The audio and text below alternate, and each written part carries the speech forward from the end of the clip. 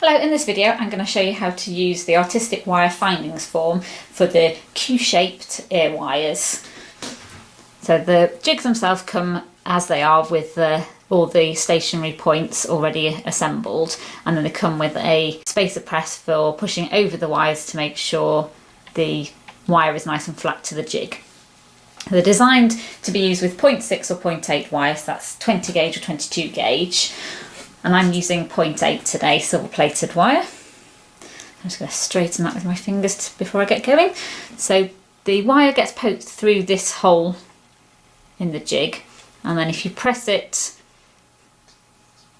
up, that just stops it, or should stop it, from poking out of the jig there. And then it's a very simple method of making a wire, and the nice thing particularly about making ear wires with a jig is that you know that each one is going to be identical. So this goes up the side of the triangle there, and then round this peg, and you tend to move the jig rather than the wire because you've got a little bit more control then. And it goes round this loop and back.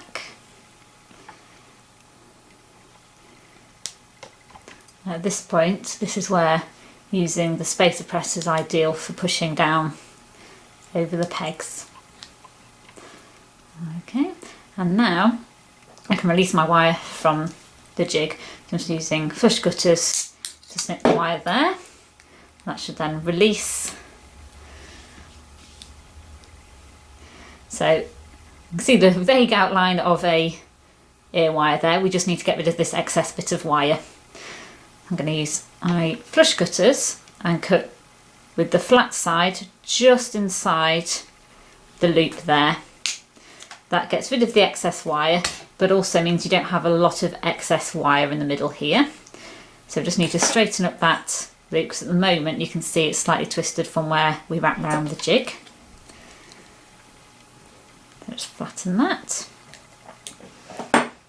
And we can neaten this up a little bit. But you have a really nice uniform round shape there.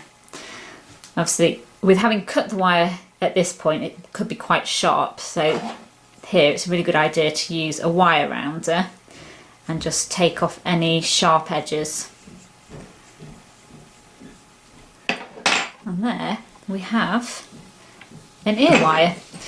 Now you can just leave it as it is, but what's really good is to give it a little bit of strength. So by just hammering it gently with a nylon hammer, that hardens the wire and strengthens the ear wire.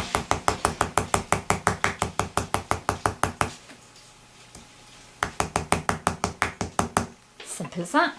If you wanted to add some texture and flatten this part, you would need to use a metal hammer. So I've got a whammer here, which is very handy for that, with a metal end. So being very careful not to bash your fingers.